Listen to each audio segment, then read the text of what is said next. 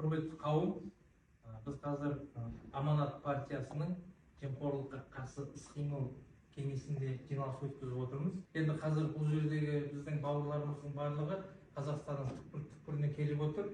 Ең негізгі мәселе осы Қазақстанға кіретін автомобильдердің мынау контрабандасына тосқауыл қою. Құрметті азаматтар, бәріңізге ассалаумағалейкум дейміз. Бүгін осы Аманат партиясының қабырғасында Ерлан Мырзаның және басқа да жаңа сыбайлас жемқорлыққа қарсы күрес кеңесінің ұйымдастырып отқан жиындарыңыз үшін шексіз алғысымызды білдіреміз. Бүкіл азаматтардың атынан. Бұл елімізге бір үлкен індет болып тұрған осы көлік контрабандасы және осы үлкен контрабанданың жолын тыю арқылы еліміздегі қордаланып қалған неше түрлі автокөлікке байланысты мәселелерді шешу жолын табады деген сеніммен, оймен, пікірмен әдемі кеңес өтті. Сіздерге шексіз алғысымызды білдіріп, құрметті азаматтар, қолдауларыңызды тоқтатпаңыздар. Осы видеоны ары қарай таратып, бүкіл азаматтардың көруіне септігіңізді тигізіп, бір жағадан бас, бір жеңнен қол шығарып, еліміздің жарқын болашағын бірге құрамыз деген сенімдеміз. Біздің негізгі міндетіміз мемлекет ел үшін қызмет ету деп ойлаймын. Солай ғой? Солай. Дұрыс.